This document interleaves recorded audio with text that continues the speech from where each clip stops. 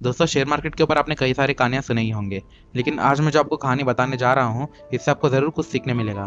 और आखिर में मैं आपको शेयर मार्केट के ऊपर एक ऐसा टिप दूंगा जिसे आप फॉलो करके फाइनेंशियली ग्रो कर सकते हैं। इसलिए वीडियो को बिना स्किप किए पूरा देखना। तो चलिए लेट्स बिगिन।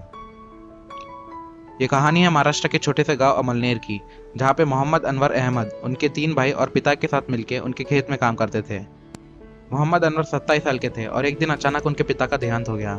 तो सारे भाइयों ने मिलकर डिसाइड किया कि ये जो जमीन है उसे बेच देंगे और उससे जितना भी पैसा आएगा उसे चारों में बराबर से बांट देंगे।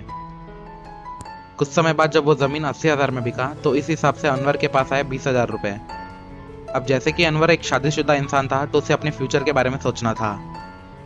तो एक दिन अनवर चाय की दुकान पर बैठे बैठे सोच रहे थे कि उन्हें ये पैसों को कहाँ इन्वेस्ट करना चाहिए। और उतने में उनकी मुलाकात एक बॉम्बे स्टॉक ब्रोकर से हुई, जो यहाँ पे विप्रो कंपनी के शेयर्स खरीदने आए थे।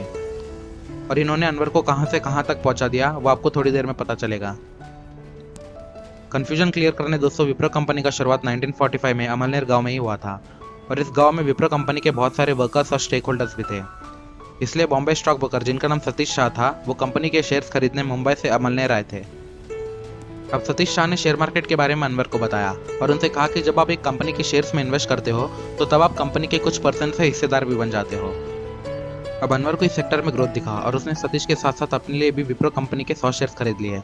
ये बात 1980 की है और तब के टाइम में एक शेयर का प्राइस 100 रुपये हुआ करता था।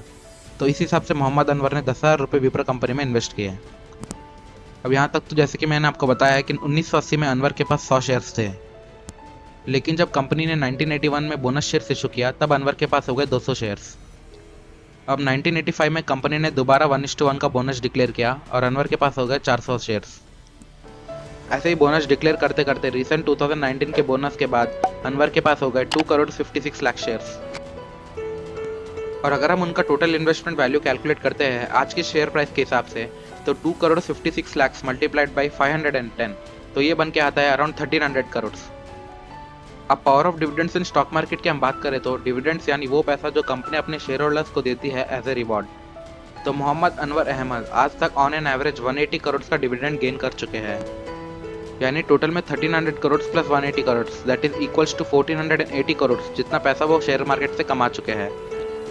दोस्तों, अब आपको शेयर मार्केट का पोटेंशियल समझ में आ ही रहा होगा और अगर आपको फाइनेंशियली ग्रो करना है तो आपका अर्निंग्स को आप अनवर की तरह किसी अच्छे कंपनी में डाल के छोड़ सकते हैं एंड नो डाउट कुछ सालों बाद आपका भी रेवेन्यू मल्टीप्लाई हो जाएगा।